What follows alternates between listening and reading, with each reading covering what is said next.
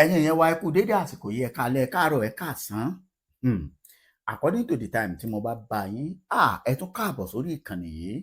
Ẹ bá ń ṣe gbòsà gbòsà gbòsà gbòsà gbòsà, ẹ bá ń ṣe fún bàbá wa Professor Banji Akintoye àti olóyè Sunday Adéyẹmọ Ìgbòho Òòṣà pẹ̀lú gbogbo àwọn tí wọ́n ń bá wọn rìnrìn àjò lórí òmìnira orílẹ̀-èdè Yorùbá. Ẹ má jẹ́ ń tàn yín, wọ́n tún ti fakọyọ lónìí. Ẹ gbọ́, wọ́n tún ti gba sàdánkátà ọ̀kárí ọmọ ọ̀dọ̀ rere. Ọ̀yá ẹ máa lọ, ẹ má fòyà. Ìjọba United Nations kí ló fà á? Ẹ farabalẹ̀ ẹ wá gbọ́ gbogbo ẹ̀ lórí ètò. Ẹ wá wo àwọn ẹ̀rí tí ẹ mọ̀ pé gbà míì gbogbo òwò ẹ táwa bá ń sọ fún yín pé ẹ̀yin ìyẹn wa tẹ́ ń gbọ́ wa, ẹ dákun ẹ máa bá wa share ètò, ẹ máa bá wa kọ́mẹ̀ǹtì, ẹ dákun ẹ má jẹ́ ń tàn yín. Gbogbo nǹkan tẹ́yìn ń ṣe yìí ẹ̀yin rò pó gbé ni. Ẹlòmíràn máa sọ pé lè dátà òun kankan. Iṣẹ́ ọ̀nà táwa mọ̀ làwa ń gbà. Bá mi Professor Banji Akintoye, ọ̀nà táwọn mọ̀ ni pé kí wọ́n kọ̀wé, kí wọ́n rìn, kí wọ́n fẹsẹ̀ sí, kí wọ́n fara sí, kí wọ́n fi gbogbo ẹ̀ ṣe fún òmìnira Yorùbá. Àbí ọ̀nà tèmi mọ̀ òun ni kémi fẹnu jagun.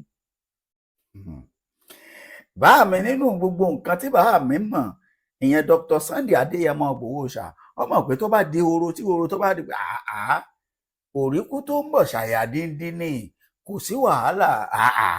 Lẹ́yìn iṣu adìẹ máa fò ní, ológbò tó sì máa pa màálù gbogbo ayé ní orí.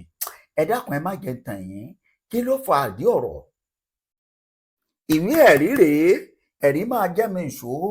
Nígbà tí àwọn ọ̀dọ́ àgbáyé nítò ẹ ń pariwo pé ẹ fẹ́ lọ, kí lẹ tún fẹ́, kí ni àwọn ẹ̀rí àtàrídájú? Ẹ máa bọ̀ ẹ̀yin olólùfẹ́ wa. Ẹ wá wo àwọn fídíò yìí níbi tí máa fi hàn yín léyìí tí àwọn bàbá wa kó lọ́wọ́ gẹ́gẹ́ bí ẹ̀rí máa jẹ́ mi ìṣó. Ẹ gbọ́, eléyìí ení, ẹlẹ́ẹ̀kejì yín wàá gbé yín débẹ̀ níbi tí bàbá àgbàlagbà kan tó jẹ́ wípé nínú àwọn bàbá Yorùbá tí ojú wọn ti rí tí mo lè pè ní ànádá Professor Ọlábánjí, ẹ gbọ́, tó tún jẹ́ pé 99 years ó kọdún kan kí bàbá yìí kó fi pé 100. Ẹ máa fojú ara yín rí bàbá yìí lórí ètò lónìí. Ẹ wá gbọ́ nǹkan tó sọ nípa ọ̀rọ̀ orílẹ̀-èdè Yorùbá. Ẹ wá gbọ́ sọ́pọ́ọ̀tì tó ní fún bàbá wa Professor Banji Akintoye àti gbogbo àwa ọmọ Yorùbá. Torí pé lẹ́yìn gbogbo eléyìí, ìjọba Tinubu ń pè wá pé tó ẹ wá jókòó àbí ká máa tẹ̀síwájú àtẹ̀síwájú mọ́ ó tó gẹ́. Ọ̀yá ẹ kọ́kọ́ wò ó, ẹ jẹ́ n kọ́kọ́ gbé yín débẹ̀. Ẹ wo nínú àwọn ìlú ilẹ̀ Yorùbá èyí tí àwọn Fúlàní ya wọ̀ tí wọ́n sì lé gbogbo àwọn ará abúlé kò. Òun rèé máa fi hàn yín bí wọ́n ṣe lé gbogbo àwọn ará abúlé pátápátá tẹ́sẹ̀ wọn ò sì kanlẹ̀. Nílùú tí èèyàn ń gbé, nílùú tó jẹ́ wípé àwọn bàbá wọn ló ní, òun rèé tẹ́ ẹ bá dé ń padà wá, bí n bá ti wá padà dé, ọ̀yá kẹ́ ẹ wá gbọ́ nǹkan tí bàbá yìí sọ.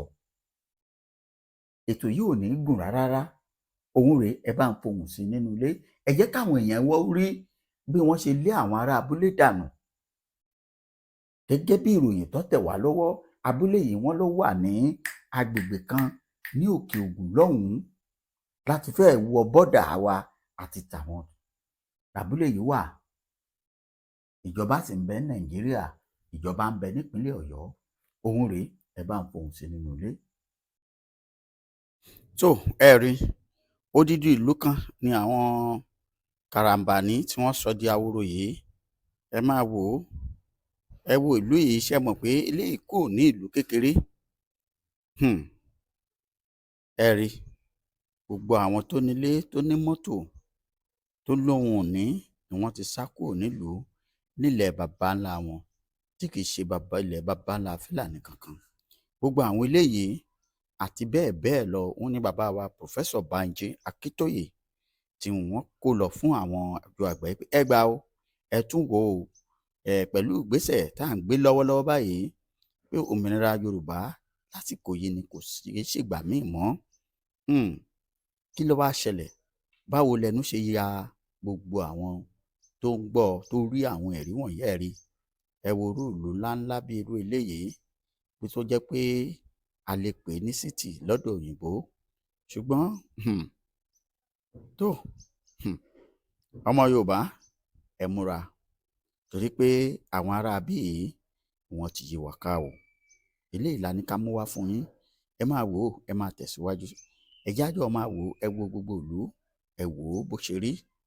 Kò sí ènìyàn ń bẹ̀ mọ́, bẹ́ẹ̀ kò sí ẹran. Àwọn bíi méjì tẹ́ rí níbẹ̀rẹ̀ pẹ̀pẹ̀, àwọn yẹn jẹ́ àwọn alágídí, àwọn kan nínú àwọn ọdẹ ìlú ni wọ́n kàn dábàrà wá. Àwọn yìí ló jẹ́ kí àwa orí fídíò yìí tá a fi gbé e síta fún gbogbo èèyàn pé ọmọ Yorùbá o, etí yín mélòó, ẹ má sùn, ogun ti sún mọ́ etílé. Tí bàbá wa Pòfẹ́sọ̀ Banji Akíntóyè pẹ̀lú olóyè Sunday Adéyẹmọ Ìgbòho Òòṣà tí wọ́n fi gbé e tó ara ẹ̀rí mi rèé o, ó tún kù nìbọn ró o, kò tán níbẹ̀. Ẹ rí, ẹ wo gbó, ẹ wo ilé, ẹ rí, ẹ wo àwọn gbogbo ibi tí ó yẹ kí àwọn ènìyàn ti máa jókòó kí wọ́n máa ṣọ́ọ̀ṣì ṣọ́ra ilẹ̀ baba ńlá wọn, ó ti wá di ilẹ̀ àjèjì, ó wá ti ogún ìní fún àwọn karambà ní èèyàn. Ọmọ Yorùbá àti gbogbo ẹ̀yin lọ́balọ́ba, gbogbo ẹ̀yin tẹ́ ń wo fídíò yìí, mo bẹ̀ yín, mo rọ̀ yín, ẹ share ẹjọ́ délé kó dóko, ẹjọ́ dé lọ́dọ̀ gbogbo àwọn lọ́balọ́ba. Ẹ̀yin ọba tẹ́ ẹ sọ pé kọ̀ọ̀kan yín ọ̀dà kò burú, ẹ̀yin gómìnà bó o láti wá ló ti máa jẹ́, gbogbo ẹ̀yin aráàlú náà ibi yòówù tẹ́ ẹ bá sá lọ, àtẹ̀yin tí ò tí ì kàn, ẹ jẹ́ kí kó wá kó múra o, ká tètè mọ̀ yìí pé ewu ń bẹ lóko lóńgẹ́ náà báyìí ewu ni. Kí gbogbo wa wá kún fàdúà, ká máa gbàdúrà tọ̀sán tòru, kọ́ba òkè kó fún àwọn tó ti gbòǹgbò. Ẹ rí, ẹ tí ì rí nǹkan kan ẹ tí ì rí nǹkan kan o, bí wọ́n ṣe lé àwọn ènìyàn tẹ̀sẹ̀ wọn ò balẹ̀. Ìròyìn pé wọ́n ń bọ̀ lásán, kálukú ti na pápá bora. Ẹ gbọ́, ta ló fẹ́ kú? Ta ló fẹ́ kú? Ta ló fẹ́ kú? Ẹ wo ilé àwòṣífìlà, àwọn ilé àwòṣígèlè, ẹ rí wọn àbẹ́ ẹ rí wọn? Ẹ káàbọ̀ padà, ẹ ti rí wọn àbẹ́ ẹ rí? Ìbẹ́ rí abúlé yìí pé kò sí ẹyẹ kan bẹ̀. Àwọn tẹ́ ẹ rí yìí, ara àwọn tó jẹ́ ògbóǹtarìgì, ara àwọn tó jẹ́ akíkanjú ọmọ kọ̀ọ̀kan nínú abúlé, àwọn náà ti kọ́kọ́ farasunko ni wọ́n dẹ̀yìn padà wá láti wá ṣe fídíò yìí láti lè fi ránṣẹ́ sírú wa pé tó ká bá wọn pariwo. Àmọ́ ẹ má jà pẹ́ lórí ẹ̀, ẹ jẹ́ ń sáré gbé yín dọ́dọ̀ bàbá yìí. Ẹ gbọ́ nǹkan tí bàbá wa yìí sọ pẹ̀lú ọpọlọ wọn àti ìrìn àjò wọn nínú ayé gẹ́gẹ́ bí àbí ọmọ 99 years, ọmọdé ogán ní í ṣe. Kódà àwọn tó fọdún 9 ju bàbá wa, bàbá gbogbo ilẹ̀ Yorùbá lọ. Àmọ́ ohun tá a fẹ́ mú ni pé sọ́pọ́ọ̀tì wọn fún òmìnira orílẹ̀-èdè Yorùbá. Bí bàbá yìí ẹ̀ńdọ́ọ̀sì ẹ̀ ọ̀fọwọ́ sí. Pé tá a bá fẹ́ ṣe é o, tá a bá sọ pé tó yìí gbá ìgbòkò kò bá bá a sásùn, kò sí ẹ̀sùn lẹ́yìn àpò, kò sì sí gìràgìrà o, kò sọ́gbọ́n kan o, òun ju tó kọjá pé kí wọ́n já jókòó ká tún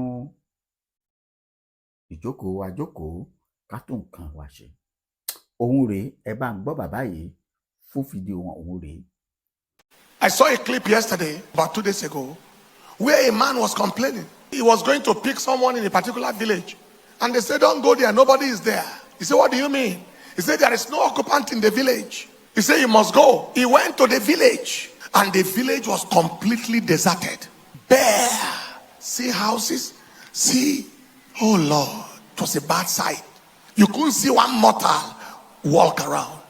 And this, they have gone to local government headquarters, and they are refugees in their own fatherland because of killer devils, a generation of killers. I was talking about it, and an elderly citizen of this country, he said, I heard you talk passionately about the situation in the land.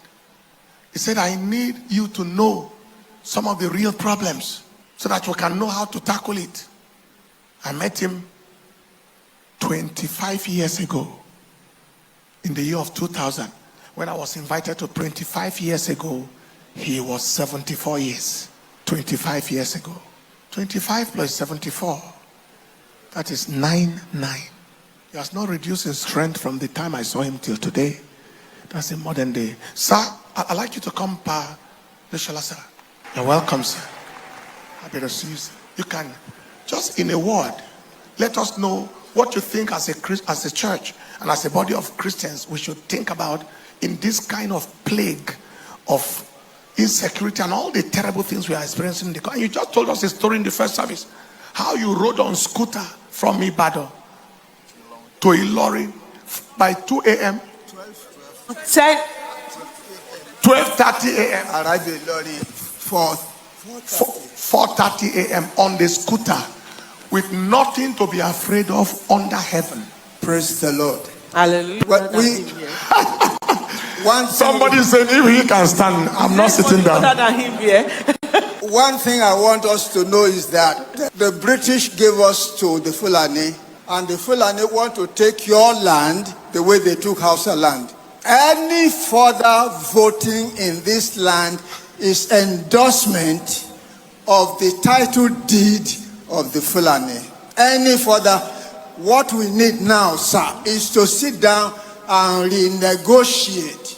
Because you don't trust me, I don't trust you. Let's face it. We need to sit down like Awolowo, Sardauna, Azikwe sat down that time to say they want a federation. We haven't had any federation since January 15, 1966.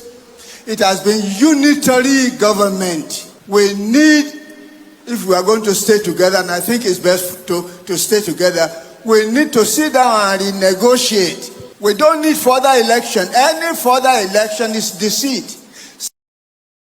Ẹ káàbọ̀ padà, ṣe bẹ́ẹ̀ ti gbọ́ tó ìbéèrè mi wá rèé gẹ́gẹ́ bí mo ṣe ń sọ.